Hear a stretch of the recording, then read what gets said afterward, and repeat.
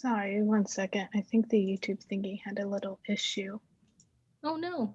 And I don't know if this has been live this whole time. I'm a little worried, so I might have to check back later. And I have not been recording this. So I don't know what happened. Okay. Anyway, does anyone else have any questions at this time? Right, no, Ming, I put it live now, but I don't know if it has been live this whole time because I put it live and then I thought it was live and now I had to redo it as live. This is why I'm saying I would not be able to do this. Like I didn't know that you could stream from Zoom. Like this is wild to me. Yeah. Oops, I think we have gone like 30 minutes and it might not have been live this whole time. And now I'm really, really sad. Oh. I'll have to double check what happened because it says it's been live. Okay. Sorry to be troubleshooting this on live. Anyone else have any other questions or shall I think of more questions? I guess I have a generic one. I was just wondering, Lilly, how do you deal with people who want to be combative with you online, whether they comment on your YouTube or on Instagram or just any of your other platforms that you use, or if they were to write you a letter that's not the most appealing. So how do you, gauge with those people? Because I know that obviously you have your own life and you don't want to wear yourself out. And some people just don't have the most creative or constructive way to criticize something. Right. So you just have to kind of like weed out those people. But if there are people who genuinely just have like a bit of a misunderstanding or whatnot, I guess how do you decide when you want to respond or not respond? So in the beginning, I was the type that would respond to literally everything. And I don't know, I would respond to every single DM because I was like, oh, they want to learn. And I would be getting so triggered because they'd be saying all of these things. And I'm like, but I have this duty to help fellow adoptees by educating the ignorant. And so I need to do this. I need to do this. And then I was like, I was really thinking about it. And especially on YouTube, I'm like, this is probably some 13-year-old just trolling. And it happened to me like the other day, actually. Some troll was commenting on like every single one of my videos, just like offensive things. And at first I thought it was a robot, but then I was like, oh, some of these insults are like specific to adoption. So I think someone's doing it. So now I've gone to the point where I'm like, I don't care if I have to block someone or mark it as spam, because then they're going to get marked as spam everywhere. So that's good. But I kind of have a rule for myself now where I have to wait like an hour or two before doing anything. Cause then I process it and I'm like, okay, let me read this over like 5 or 6 times and try to figure out what their intentions are and how much energy it's going to take from me. And luckily, I think because I've changed my motivation and now it's for adoptees, I don't get the hate as much. I think it's because adoptive parents can watch and be like, oh, well, she's not talking to me, so I don't feel defensive about this. And I'm like, okay, that's good. And lately, a lot of stuff I get might be challenging, but it's also very respectful. Like, I know that you're really busy. And if you don't ever read this, that's okay. I just wanted to give it a shot. And if you do respond, I'd be really appreciative. But you said this, and I've always learned this. Can you explain? And so that's the kind of thing that I'll put in the energy to respond to. And if it's a comment that's short and it's invalidating, but it's not necessarily offensive, I'll sometimes respond to that. But most of the time, I'm like, you know what? If they scroll around a little more, they'll just figure it out. And so, yeah, I think now I'm just at that point where I know I'm creating all of these posts and all of this content. And a lot of people commenting are ones who this is the first thing of mine they've encountered. And so I just have the mindset like, okay, they'll find some of my stuff and they'll definitely find other adoptees stuff from my page because I only follow adoptees. And then from there, they'll get their question answered. But I don't know. I think before I used to think that whoever commented or messaged me, they were only doing it to me. And then I woke up and was like, hold on, they're probably messaging a bunch of adoptees and commenting on a bunch of adoptee stuff. And I don't always have to be the one to respond. And so, yeah, I just take into account like where I'm at and if I can respond objectively without getting triggered. Because especially like 2 years ago, I would be responding and I would be upset for the rest of the day and it would affect the rest of my day. And I was like, this should not be happening at all. So I don't know. Lately, it's been easier to tell who is genuine because they say thank you for sharing first. And I'm like, well, that's nice. Okay, you get my time. But others who just feel entitled to my time and just seek to attack, I just don't interact with them anymore because I think that's what they want, to get a rise out of me, and I don't want to give them that. So I'm just like, bye. Thank you so much. Makes a lot of sense.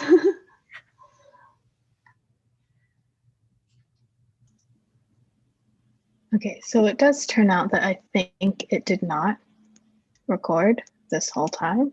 So it like just started recording 5 minutes ago. I'm really sorry to everyone who was watching that you missed like the first half and a bunch of questions that got answered. I'm really, really sorry. I don't really understand what happened with the technical difficulties.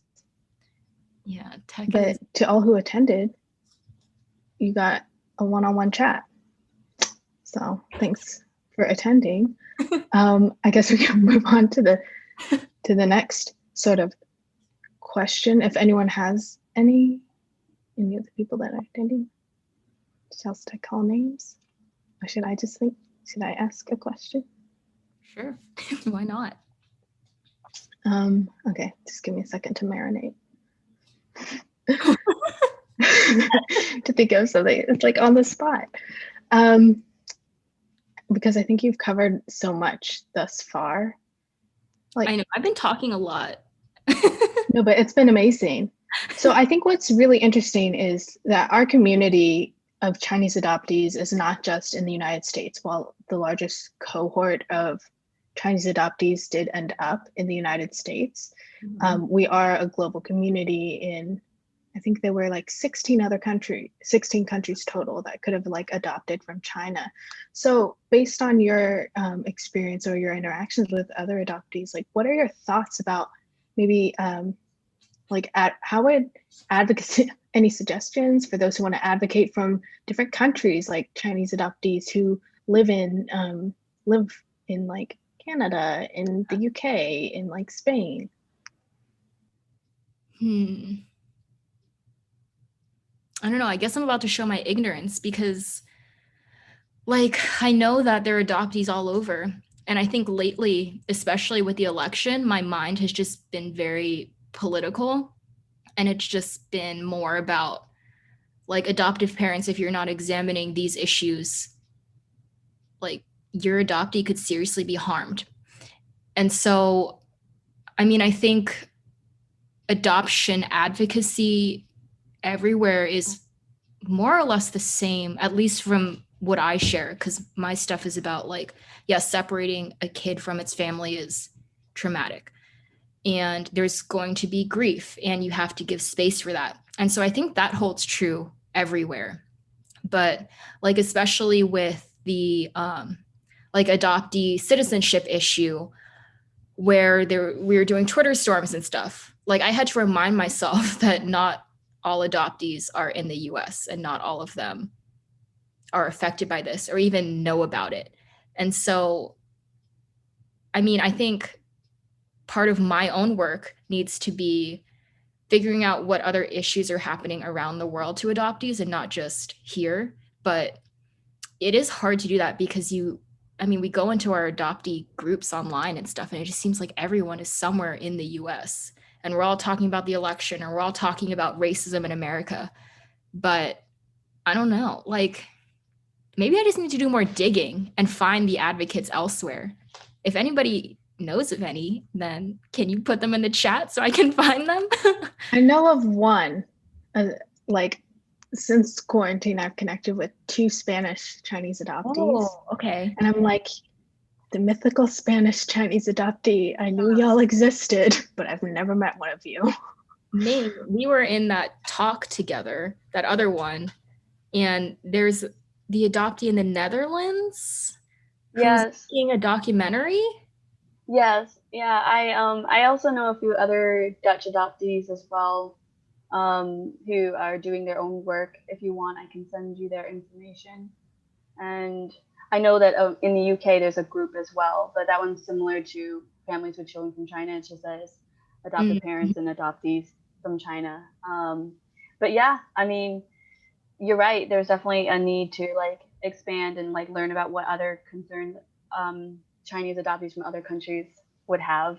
And I think the most important thing that I've noticed is language, that all of us have a common interest to, of course, learn Mandarin, but the other part is just like being able to communicate to the advocates that might hopefully know some English, because Right? we don't know some of their We could all languages. just learn Chinese and start Yeah, communicating that way. That'd be pretty cool. be like a full circle, you know? Yeah, we're all just reclaiming our identities and speaking to each other as our birth identities. That's awesome. But yeah, I mean, that I can definitely send you some information on other people who are doing some advocacy work, and yeah, maybe you can like learn what they do, and they can also learn what you do. Yeah, because I've connected with adoptees around the world, but none of them are really like advocating, you know? They're all, at least the ones I've found, have just been consuming the content, but not really putting any out. And so I'm lacking in that area. For sure, for sure.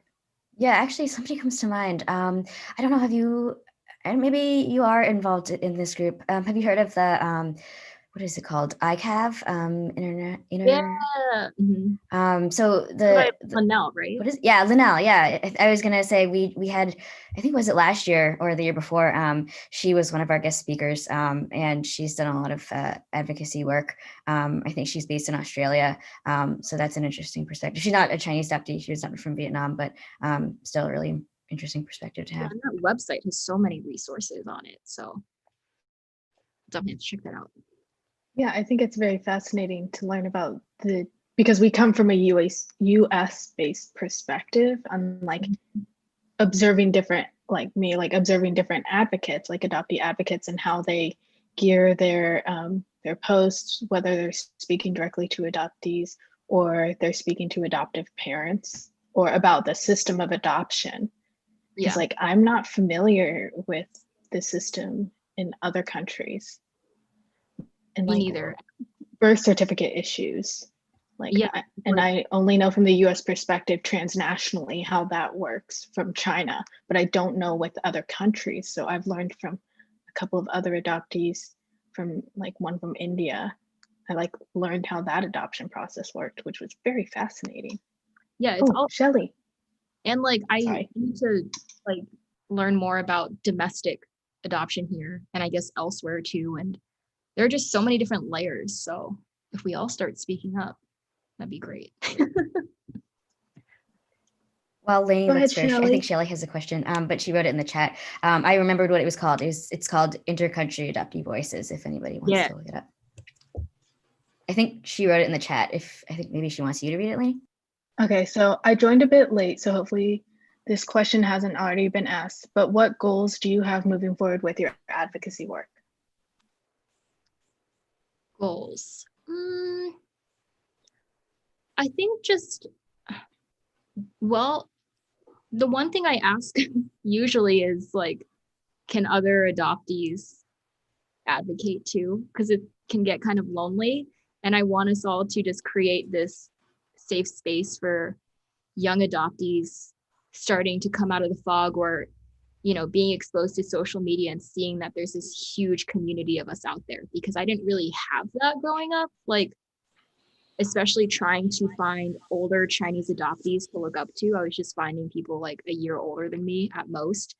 And so, yeah, my goal is to just, I guess, keep going. And it's kind of cool seeing these new adoptees and they reach out to me and say like, wow, I never knew how to express this before. And I stumbled upon your account. And now I'm just exposed to this entire community where I feel safe and accepted. And I think that's just the coolest thing. And so, yeah, that's just the overall goal. Like, I don't have any plans to turn this into like a business, or I don't know. I don't have plans to stop either. Cause that was, some people ask me that, like, oh, you keep numbering your episodes. Are you going to stop at a certain number? And I was like, no, that's just like logistics for me. Like, I'm never going to stop being adopted or a person of color. And so I might as well just keep sharing experiences while I can, because other people might be struggling. And I don't know, hopefully there will be more people on Instagram and YouTube and Twitter and Facebook, and we'll all start sharing these different perspectives and realize that I'm not the only voice out there. We're not the only voices out there. There are thousands around the world, and we can all connect. And like, I feel safest, and I feel like my transracial adoptee identity feels stronger to me than being American or being Chinese. Like, I don't feel ashamed for not knowing the language. I don't feel ashamed for not really eating the food or understanding the culture. And so having that community like established and safe for young people trying to reclaim an identity, I think is necessary. And so that's the goal. But to get other people doing it with me. So what, oh, okay, Shelly, go ahead. She has another question. Do adoptee advocates have to be influencers having such a public image? I don't think so, because I guess like advocated. No, it still counts as advocacy. Like, I would have conversations with people in real life about things. And I mean, I'm sure you all had it too, but the ignorant, well, not really ignorant because we were children, but like in elementary school, when you get the questions like, where are your real parents? And then I would get embarrassed, but I would also sit them down and be like, well, here's my story. And I mean, I don't use the real parent terminology because I'm like, everything is real. And so they're the ones who gave me life. They're the ones who raised me. I love both of them. And that was mind boggling to some of my classmates, because they're like, how do you love two sets of parents? So I think it's very possible to advocate within your real life community. I call it real life because it's who I interact with on a daily basis. But I consider advocacy just like raising awareness of these issues that no one's really talking about. And so, yeah, if you can create a community, a safe space in real life, that's even better, because then you're not hiding behind a screen and like wouldn't it be so nice if we were all sitting in the same room, like having a conversation without COVID happening right now? Like the screen, I mean, it's good to get the word out, but it also removes people. And I think that's also why people are so okay trolling and saying ignorant things, because they feel safe behind a screen. So to me, I actually prefer the real life interaction and not being an influencer. No, definitely. And I thought something earlier that you said brought up a point that I heard another adoptee say, which was about how transracial adoptees have their own culture. Mm-hmm. And I found that to be a very fascinating way to frame adoptee identity, and specifically transracial adoptee identity, because our identities are valid, yet there are many points within our lives where we may feel like we're like racial imposters. Yes. But like, I know like my identity as a Chinese person may not be the same as another Chinese person, but I'm still a Chinese person, and that's okay. One of my best friends here is an Indian transracial adoptee. And even though she's Indian and I'm Chinese, we feel the safest with each other because we both know that we're struggling with our identities, and we're struggling when like cultural holidays come up and we can't really participate. And we both know that we always have this grief in the back of our heads as we're trying to navigate life, because she's in her 30s, I'm in my 20s, and we're just moving through the stages of life, still not knowing our biological families.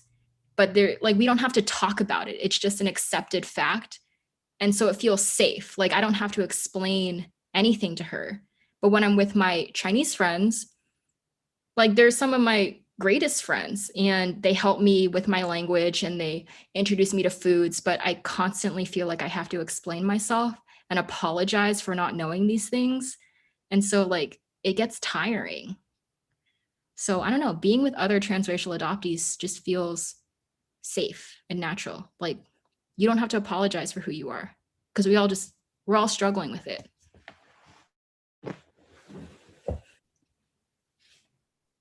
Wait, does anyone have any more questions at this time?